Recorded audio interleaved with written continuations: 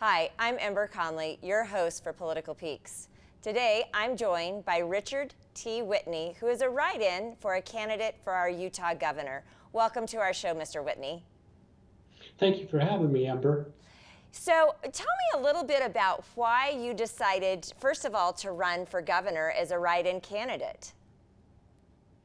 Well, I feel a lot of the issues that we're having today are not party issues, they're people issues, and the people need to be more involved and their voice needs to be heard.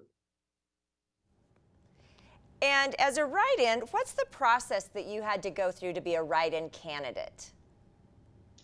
You had to certify through the lieutenant governor's office, answer a bunch of questionnaires. I think there's a background check also.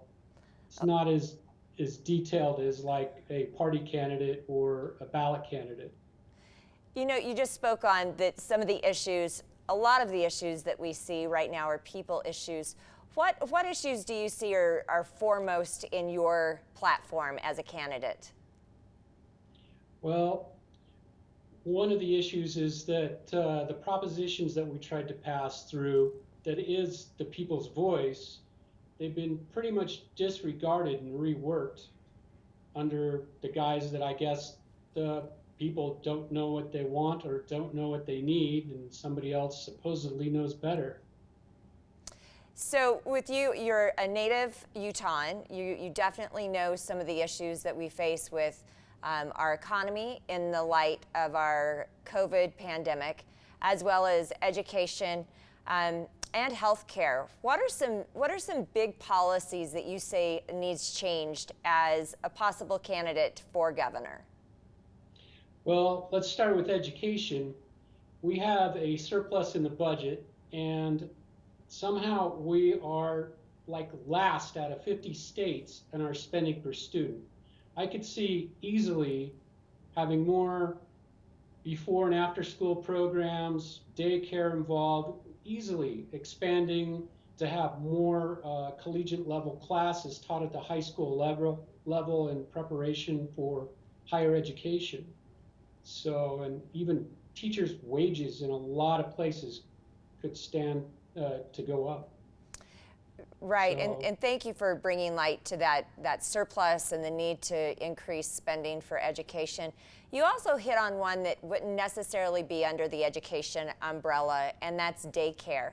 When we look at our population for Utah, and over 30% is under the age of 18, what are some solutions that you see for families who are working, you know, 1 to 2 jobs, both parents and or single parents?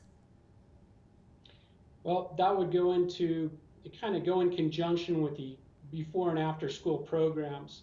So the parents would have a place for their children to go to, drop them off when they go to work, and be able to pick them up after work. So the daycare would be involved with that. And I've worked with daycares in the past. I worked with the Boys and Girls Clubs for about 6 years also, and they had a daycare, and that's how they were running that. So for our viewers who are becoming informed about our candidates for our next governor, tell us your background of around what makes you the best candidate.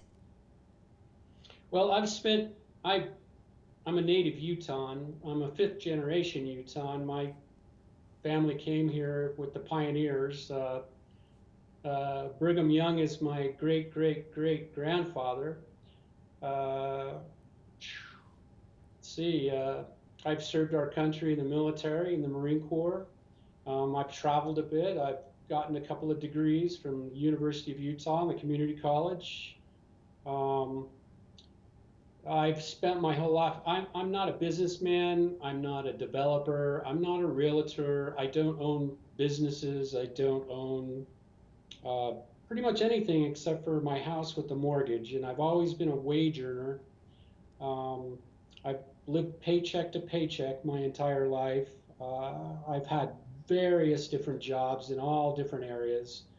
So I think I'm pretty well in tune with what the people, have to go through on a daily basis. Well, and for this last question, you talk about the history of you being here in Utah. And right now, as we see across the United States and definitely here in Utah, we have much more diversity than what we've seen in many, many years.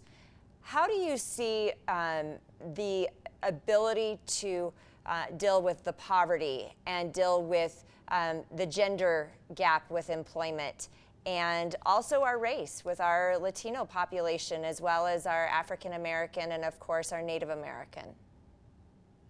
Well, I believe in equality of opportunity, and that should be stressed and that should be the goal. I think a lot of it has to deal with the way we give tax breaks and incentives to out-of-state companies so they can come in and take advantage of a right-to-work state. And with that, that keeps the wages low. It keeps the class system as separated it is from low to middle to upper class, with the decreasing middle class. More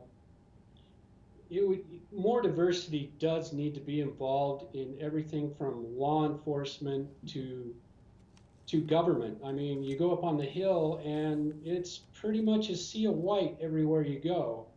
And that needs to change also. Thank you for that. And I just want to say thank you for joining us today. And more importantly, thank you for serving our country. It is such an important piece of who we are as Americans to instill that right for freedom. So thank you for joining us today. And thank you for having me, Amber. I'm Dr. Conley, your host for Political Peaks. Remember, watch us on Channel 36, live stream, and follow us on Facebook and Twitter at Park City TV.